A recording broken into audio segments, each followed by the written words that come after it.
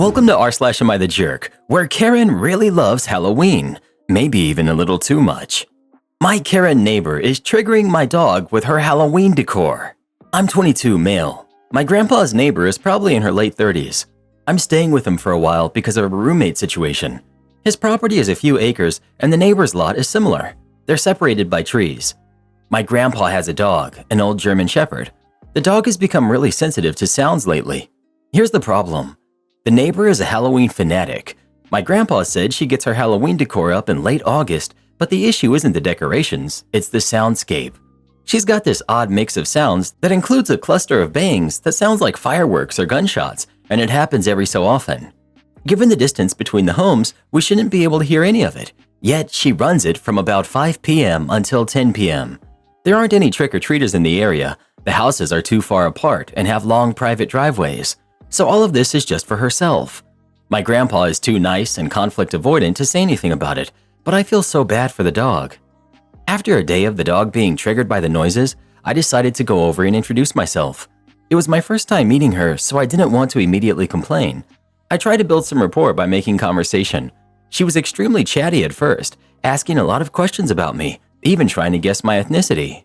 Then she started telling me which celebrities I remind her of. I hadn't heard of any of them. After that, she started going on about horror movies. I could barely get a word in, so I had to interrupt her. I explained about the dog and started by politely suggesting maybe she could consider using a different soundscape or at least turning it down. As soon as I brought it up, her whole demeanor changed. She went cold. Despite that, she agreed to turn it down. But she didn't. So I went back to her house yesterday. This is when things got weird. She answered the door in a full Halloween costume and stayed in character the whole time we talked. I told her that if she didn't adjust the soundscape, I'd have to file a noise complaint. I asked why she hadn't turned it down like she said she would. Instead of answering, she said I looked like I had a delicious liver. I can't even describe how frustrating that was. I just stood there staring at her, hoping she'd drop the act. Instead of taking it seriously, she kept up the weird voice and told me to lower my eyebrow and asked, "Why are you so grumpy?" She even tried to slowly reach out and touch my face. At that point, I had enough, so I just turned around and left.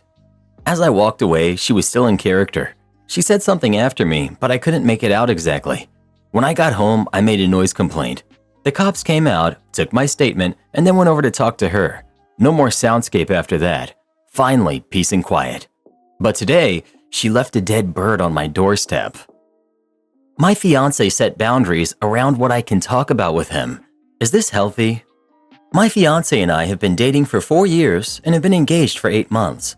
Over the last 2 years, he's asked me not to talk about or drastically limit how much I discuss certain topics, including my work, niche subjects that I've extensively researched and really enjoy, and most recently our wedding. Today, he added the cat I recently rescued to the list. This has severely limited the topics I can talk to him about, and has made me feel as though he just doesn't want me to express myself. His comments about how monotonous and hard it is to listen to my voice have only added to this feeling. Writing this out, I realized that I may come across as a boring person, but he knew most of these interests about me before we started dating, as we knew each other prior to our relationship. I understand that these topics aren't everyone's cup of tea. I used to talk at length about them, but I've worked hard to avoid bringing them up too much with him. I even set daily reminders on my phone not to discuss the subjects that bother him until it became a habit. Initially, he said I didn't need to set the reminders, but he seemed noticeably happier when I started talking less in general. Meanwhile, he continues to talk extensively about similar topics that he has asked me not to discuss, mainly his work and his favorite research subjects. When I've pointed out what feels like a double standard, he claims that anyone can understand and relate to his work while he doesn't understand mine. I've made an effort to listen to and encourage him regarding his research topics, even though they're not my interests. He tells me that these topics are his only means of unwinding outside of his public-facing job. It makes me sad because I believe in encouraging people's favorite subjects, and I would love to have that support reciprocated by my partner. Instead, the list of off-limit topics keeps growing. When I want to share important updates about my work, like pursuing a new job, I have to preface my updates with phrases like, "I'll make this quick," or "just a 2-minute update," and even then, he often looks as if he's been forced to endure the conversation. There are times, especially during rough patches at work, when I feel overwhelmed that I find myself with very little to say that won't cross his boundaries. I still want desperately to talk to someone. On those days and weeks, our conversations tend to be very surface level. During those times, I find myself talking a lot to our 3 cats and now the rescue cat, mostly about how sweet they are or creating silly made-up scenarios. We engage in this slow blinking exchange. It's a comforting experience. However, this behavior upsets my fiance. He has made comments suggesting that if he wants my attention, he'd have to act like a cat. I've explained that I'm just dealing with a lot at work and don't want to overwhelm him with my struggles. I've tried to have conversations about how we can resolve this so that both of us get what we need, but he usually turns the conversation back on me in some way. This can't be healthy, right? Or am I overthinking it or missing something? We're about 2 months away from the wedding, and I'm struggling to finish wedding do-it-yourself projects because of what this situation might mean for the rest of my life. My fiance has called me annoying before, but claims it's endearing. Some people have suggested that he might just be with me for practical reasons, like chores and cooking. I've taken over all of the cooking, but I struggle with chores, although I have been trying to improve gradually over the last several years. This is a significant source of our arguments. I'm going to be very honest. It sounds like he doesn't like you. I've treated people that I legitimately hate better than your partner is treating you. The fact that you think this makes you boring is concerning. He's boring. He doesn't have anything to talk about, so he doesn't want you to discuss your own interests and then puts you down. You can do better. You could go outside, flag down a random passing car, and meet a better man. Am I the jerk for not splitting my college fund with my dad's affair baby? My father dropped a bomb on our family last year when he revealed that he had a secret son from an affair years ago. After my mom found out and gave him an ultimatum, he cut things off with the mistress. She moved away until last year when she introduced him to their son, Hank. I really don't give a hoot about his sudden fatherly instinct, especially since he didn't consider our family's feelings when he broke the news. Thank goodness my mom divorced him. Now, neither my brother Connor, who's 18, my sister Sophia, who's 15, nor I want anything to do with him anymore. Here's the thing. We have a shared college fund that my mom's parents set up for us when we were little.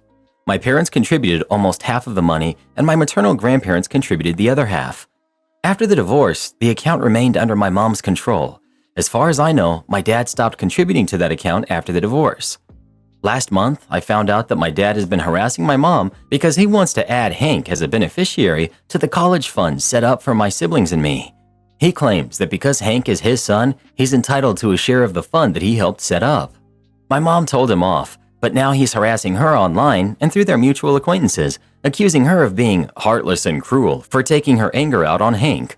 On top of that, he thought it was a brilliant idea to reach out to me to put pressure on my mom. He told me I should open my heart to Hank, who grew up without a father and wasn't set up in life like my siblings and me. I left him on red because, honestly, the things I want to say to that callous monster are probably too much. Yesterday, he changed tactics. Now he's saying he wants to withdraw all of his portion of the money from the account, divided to ensure Hank gets a share and deposit the rest back. The caveat? Since Connor and I both have full-ride scholarships and don't need the fund for tuition, he wants to divide the money into 2 parts, for Hank and Sophia, rather than 4 parts for his 4 kids. Now he, some of his side of the family, and even the mistress are pressuring my mom to agree. I'm praying she doesn't.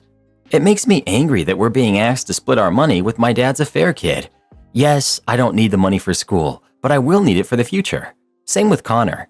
And I know for a fact he would never use this same reasoning to exclude Connor and me from the fund if the situation were reversed. It's all about Hank. I understand that Hank is innocent in all of this and not responsible for his parents' actions, but I don't see him as my brother. I don't even think of my father as my father anymore. As far as I'm concerned, my family consists of my siblings, my mom, and me. That's it. So, am I the jerk? Edit.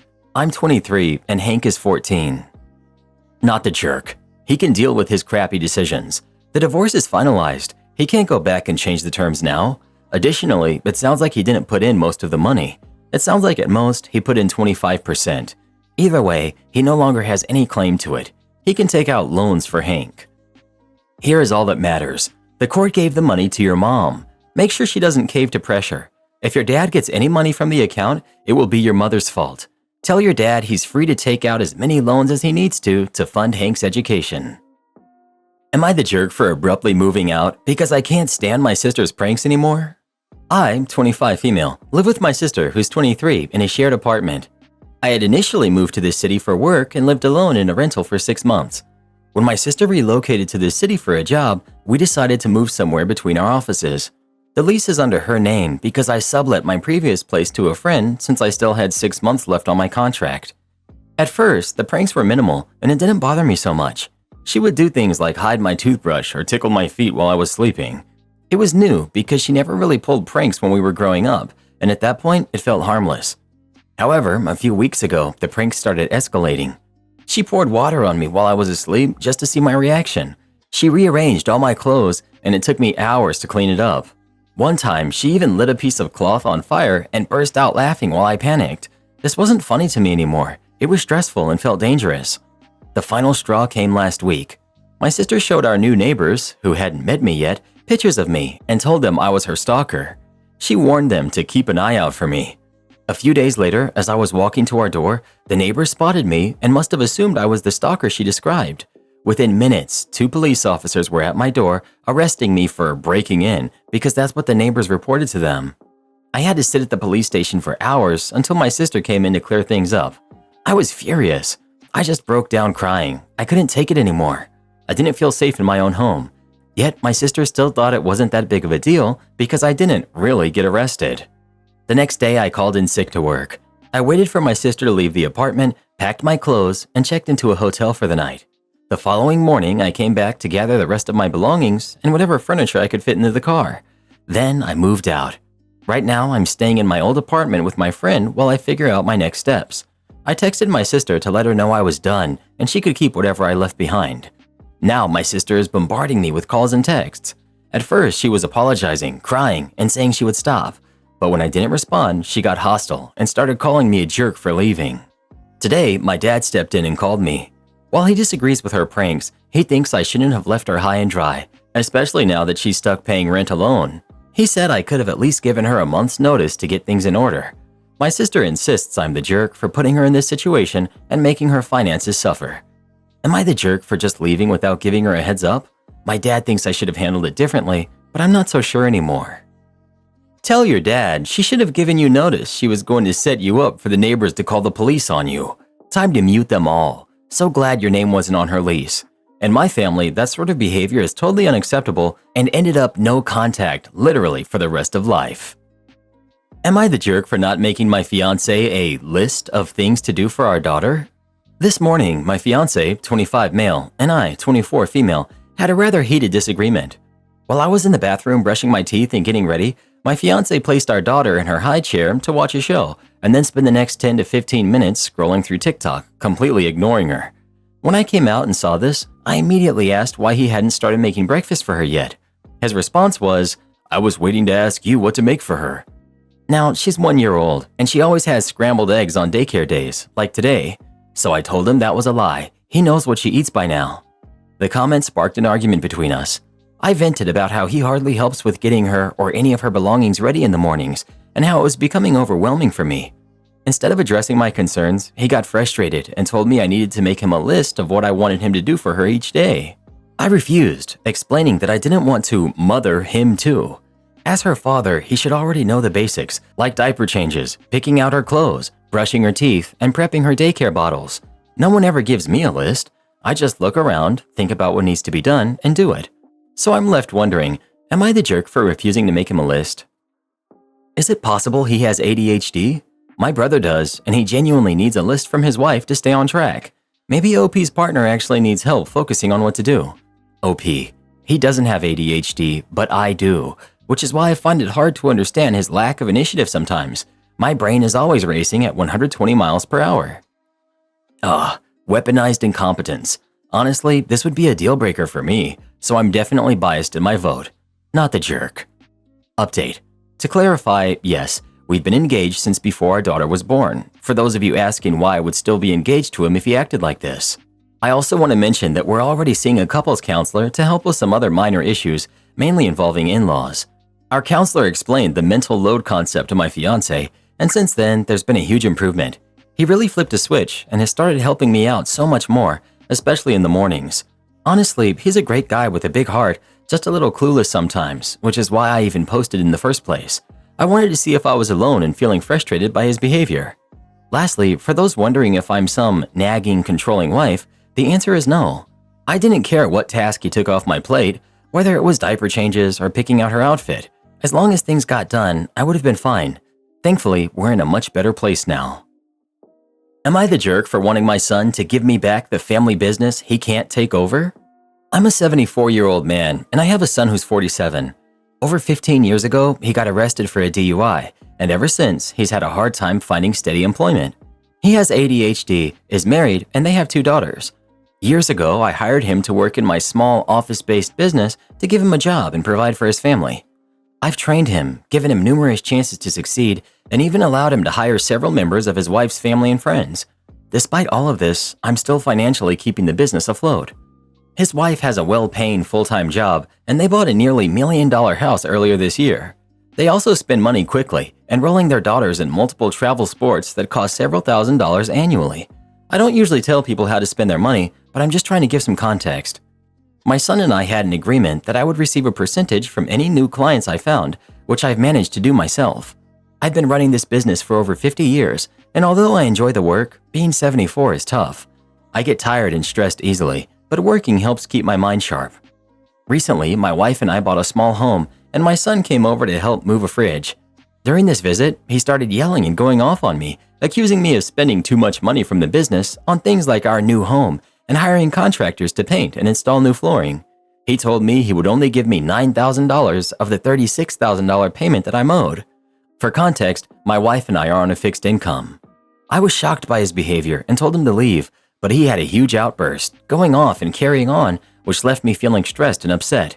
He barely even does his job, and I'm always the one doing the bulk of the work. I finally decided to take back full control of my business, reclaim my clients, and handle things on my own. My son can figure the rest out himself. I'm just tired of his lack of commitment. It's not just the business issues. He and his wife have alienated the rest of our family with their constant drama and bullying. They didn't attend a family event we hosted this past weekend, and honestly, it was the most fun I've had in a long time. My younger son and daughter refuse to be around him and his wife because of how terribly they've been treated.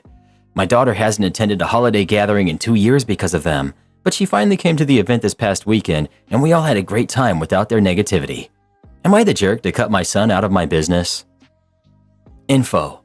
If your son wants to run a business, he can build one by himself. He's not entitled to yours. That having been said, this stuff about you spending money out of the business to buy and renovate a house sounds very suspect. I don't know what country you live in, but there are laws against this sort of thing in the US. OP. I'm using my own money on my house repairs. He was stating that I'm spending too much of my own money on house repairs. He was criticizing how my wife and I spend our money in general. He took 4 trips last year. My wife and I haven't been away at all. You're the jerk for not attending to your business earlier. You don't need Reddit, you need a lawyer, like yesterday. The longer you put this off, the worse things are going to get. Gather up all the paperwork about the transaction and what's happened since then and take it to the lawyers to review. Be prepared to write a very large check to them. This is not going to be an easy fix. Boyfriend states he's not sure he'll be ready to propose in 7+ years. My boyfriend, who's 28, and I, 24 female, have been together for a year and a half. Lately, I've been gently and respectfully bringing up marriage in the future. I feel safe enough to drop hints, and he's already talked about what will and won't be okay when we have kids, how many bridesmaids and groomsmen we'll have, and so on. We've had conversations about how marriage and buying a home are important aspects of life that we both want. I would never bring it up this early unless he had already mentioned marriage and kids, which he has. However, the last time I asked, he got nervous and said I was pressuring him. He explained that he's not sure when he'll be ready, and he mentioned that he has commitment issues. I understand that 1.5 years may feel like rushing to some people. I can take life slowly and enjoy my time with him, which I am doing. I cherish him and truly value the time we spend together. I don't want to get engaged right now, but now he's saying he doesn't know when he'll be ready and that he's not ready yet. In our last conversation, I told him I understand his perspective, but I wouldn't want to wait 7 years, I'd be 30, to get married and have kids. He responded by saying, "Well, I can't be rushed. I thought my parents would never get divorced, but they almost did." It felt like he was implying that he wouldn't know for sure if he wanted to propose even after 7 years. Maybe he's not even sure if he would propose after 5 years, based on me saying, "Well, I'd like to be married in 5 years." The reason for my timeline is that the women in my family, including my mom, grandma, and great-grandma, all had complications with childbirth after 30. These complications threaten their lives, so the only reason I want to have kids before 30 is because my mom almost passed having me. I'm starting to feel extremely unloved and defeated, like he'll never be ready, and maybe he doesn't love me. Perhaps he's only with me because he doesn't think he can get someone else, someone who fits his type. In the past, he's made comments about my looks, plastic surgery, and how he misses me being super tan. I'm 5'6" with more of a track body, not super lean with rock-hard abs, but fit. I believe I'm smart and attractive, and I do get hit on fairly frequently, so I keep wondering why I'm not enough for him. It makes me think that if I looked different like he wants me to, he might be more certain about getting engaged to me in the next 4 years. To be clear, I don't want to get married or have a kid right now. I just want to feel like I'm not going to be a placeholder for the next 7 years. Should I wait this out and see what changes in 2 years? Has anyone been in a similar position, and how did it turn out? He's wasting your time. Move on. I wish I had dumped the loser I was with at 28. I wasted the last half of my 20s and early 30s on him, then required another 6 years of talk therapy to heal from it. I finally met the man I can see myself marrying, and I'm 38. Do not waste your youth. 51-year-old male here. He's telling you that you are a placeholder until he meets someone more his type. Maybe one day he'll want to get married, but not to you. Please cut your losses and move on. 100%. I'm 44 and have seen this unfold in real life so many times. He will be engaged or married, happily and without coercion, to the next woman he dates within 2 years. It stings to acknowledge, but OP, he's not enthusiastically planning a future with you, and no one should wait for someone who's dragging their feet so hard, especially since kids are a consideration. I hope you see these comments and experiences from older people, both married and not, and realize that no solid marriage ever started with a disconnect this huge. My Karen girlfriend is trying to baby trap me. What should I do? I'm completely at a loss here. My girlfriend and I have been together for 3 years. We both met when we were 20. And I did think about marrying her eventually because she's everything I'm looking for in a partner. When we got together, I told her that I have absolutely no desire to have kids. Even adopting is not an option for me, and she always assured me that it's completely okay and she respects my choice. So far, so good. We moved in together several months ago, but this is when things slowly began changing, and I only am putting everything together now. My girlfriend would do things like send me baby TikToks or show me pictures of nursing rooms on Pinterest. I always commented that they looked nice, and she seemed kind of dreamy about it. I always kind of assumed this was temporary baby fever and didn't really think anything of it. Then my girlfriend would start talking to my mother about having kids. She wanted to see baby pictures of me, asked her what it was like to raise me, etc. At this point, I started getting suspicious because even my mom suddenly said, "Oh, your girlfriend would make the perfect mother to your kids." When, once again, the idea of becoming a father makes me sick. This has been going on for a while, but recently my girlfriend has started buying baby clothes. When I asked her about it, she claimed it was just because she thought it was cute. I highly doubt that. Obviously, she's been trying to tell me that she wants a baby, but without outright telling me. Now I've reached the stage of panic. I know my girlfriend uses birth control, but she could very easily just stop taking it, and I probably wouldn't even notice. Within the last few days, I refused to hook up with her, and she's really upset about it. I just told her I wasn't really feeling well, but she didn't accept that as an answer. A few hours ago, she set me down and asked me to spill what was going on with me and why I've become so nervous around her. I just kind of blurted out, "I don't want a baby," and she asked me what I was talking about. I explained to her what I've been noticing, and she said I was insane for thinking that she would attempt to become pregnant with our baby without me agreeing to it first. She left to stay with a friend for now, and I am completely confused. There's no way I misread those signs. I feel like throwing up at the idea that she might already be pregnant. Am I overreacting? How do I properly explain myself? I do want a vasectomy, but I don't live in the US, and the doctors I spoke to told me I couldn't get one yet because I'm too young and I'll change my mind according to them. I'm genuinely thankful for some of the advice I've been given.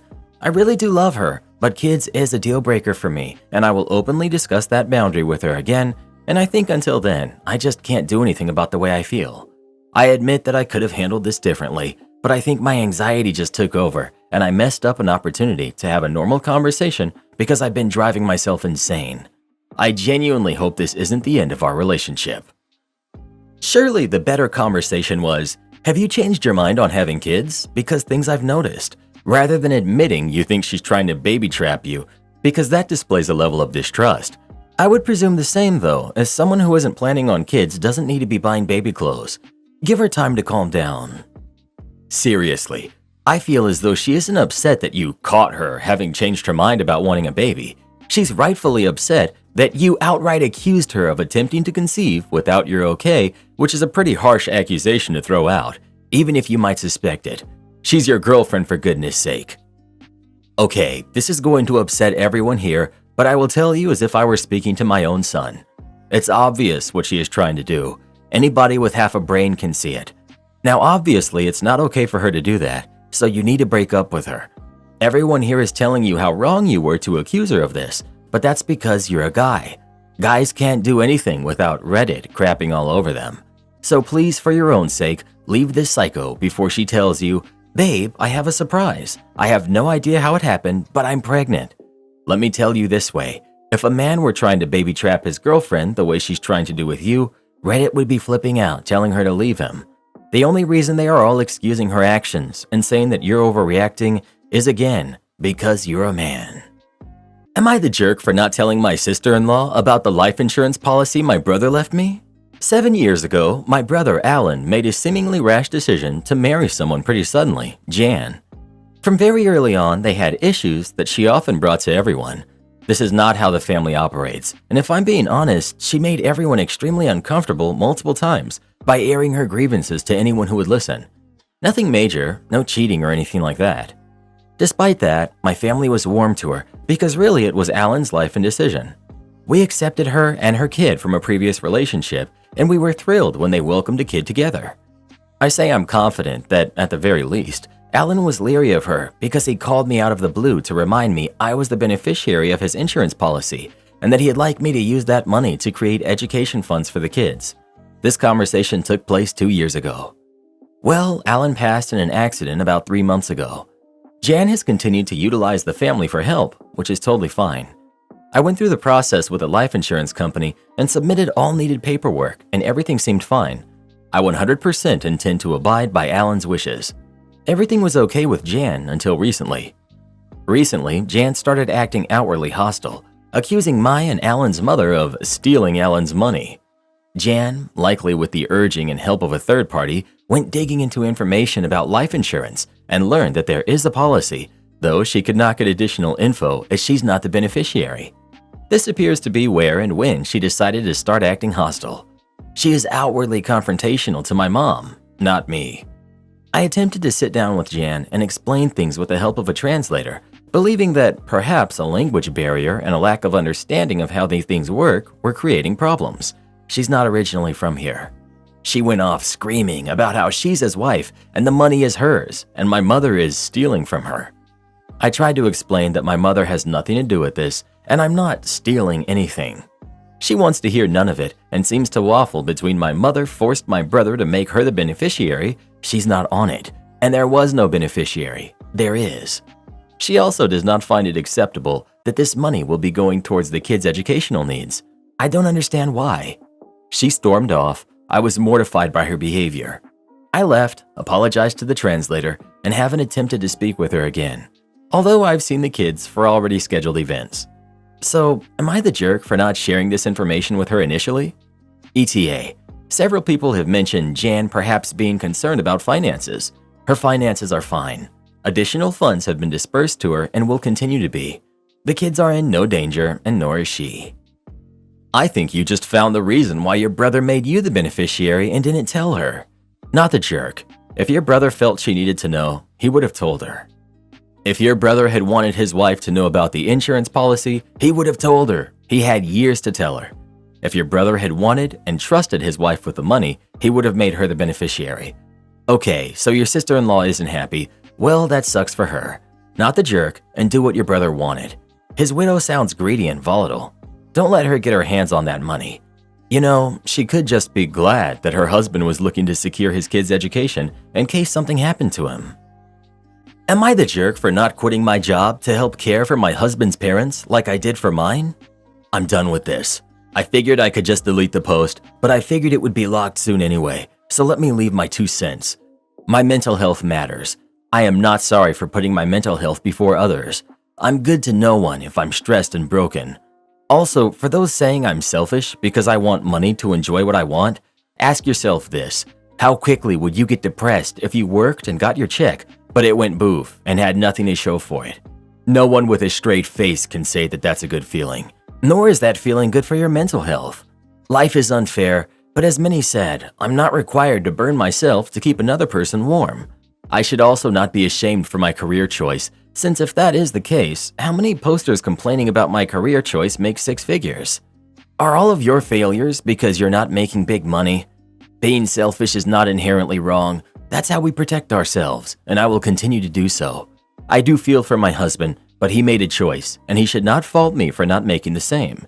Anyways, bye Reddit. Keep throwing stones from your glass houses. I pray that none of you end up in a position where you are tasked with giving up everything to be a caretaker. It's soul-sucking after time, and you become an extremely ugly person where thoughts of love and happiness become those of dread and regret. Where you go to bed secretly not wanting to wake up ever again, then wake up praying today is the day that the person you are caring for has passed on.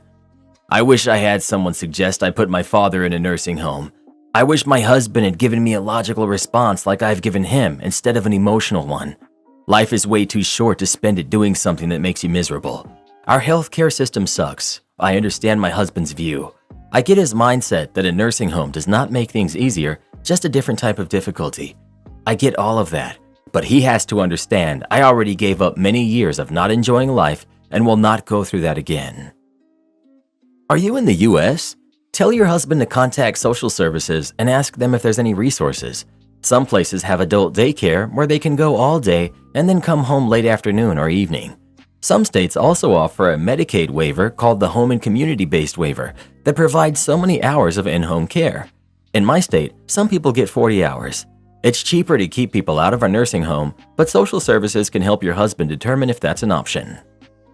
Unless that's what you do for an occupation at a facility, never agree to be a caretaker. It's soul-sucking, as you already know. Explain that to your husband. I can understand your husband's feelings about the situation, but I don't blame you at all. Being a caretaker is hard, and you know that definitely now. If you know that you can't go through it again, that's entirely legitimate. Not the jerk. Do this next. Tap here on your screen to come see our new podcast playlist, where you'll find thousands of hours of the best stories you've ever heard. Or tap the one on the right. That episode is specifically just for you, based on other videos you've enjoyed the most.